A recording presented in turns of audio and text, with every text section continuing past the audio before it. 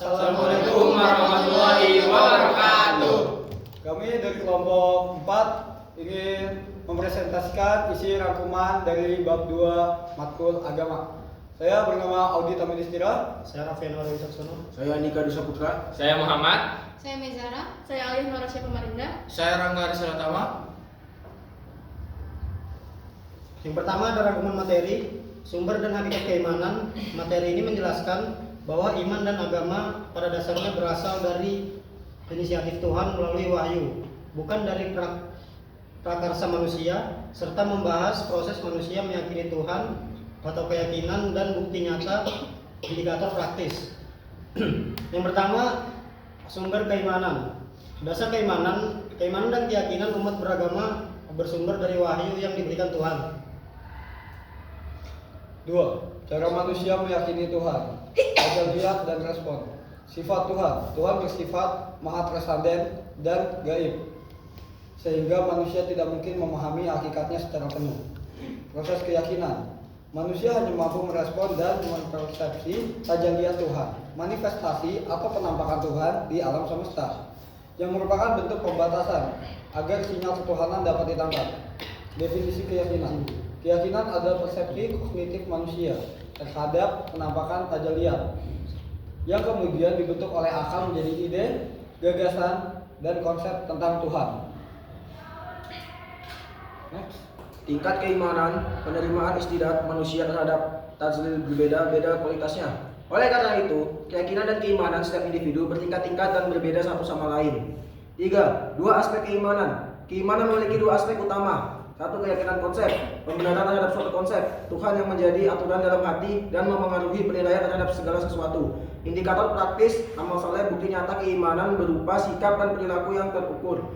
Atau amal saleh, indikator inilah yang dijadikan patokan untuk menilai kebaikan seseorang. Minimal 73 indikator dari yang sederhana hingga abstrak. Fluktuasi spiritualitas. Keimanan bersifat dinamis, bertingkat-tingkat dan mengalami pasang surut seperti sinyal ponsel. Sinyal kuat keimanan tinggi, fluctuan. Sinyal ngedrop keimanan rendah. Batasan keimanan dan kekufuran. Seseorang tetap dikatakan beriman selama masih memiliki indikator keimanan, walau sedikit, namun ia juga bisa memiliki indikator kekufuran. Seseorang bisa terjerumus pada kekufuran mutlak jika ia terus-menerus melakukan indikator kekufuran hingga puncaknya berani melawan Tuhan dan Rasul-Nya secara terang-terangan.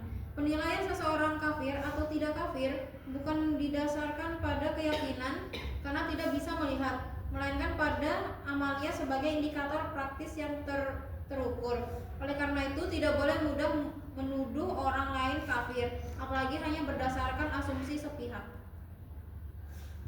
Yang kedua ada pembentukan iman, peran Tuhan dan manusia. Pembentukan iman melibatkan peran Tuhan dan manusia.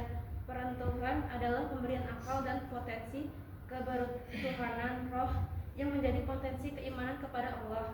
Peran manusia diperlukan karena potensi tersebut harus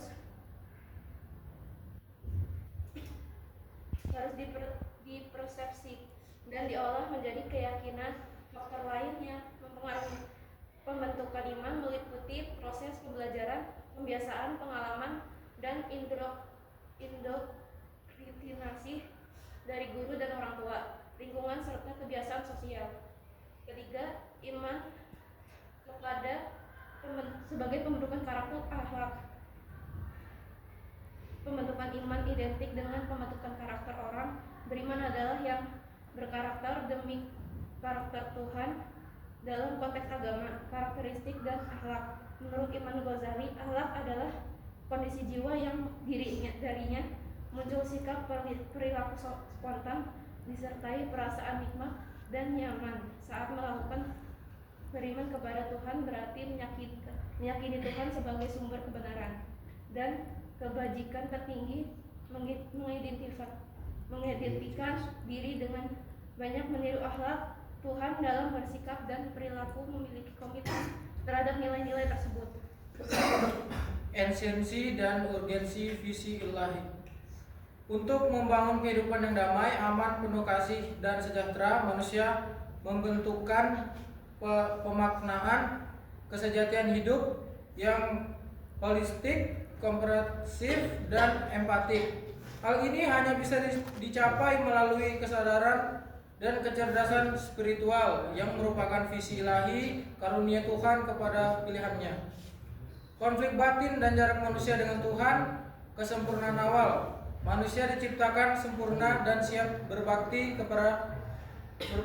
karena dalam dirinya ditiupkan roh atau salah satu tajalli Tuhan yang membuatnya dekat dengan Tuhan atau fitrah.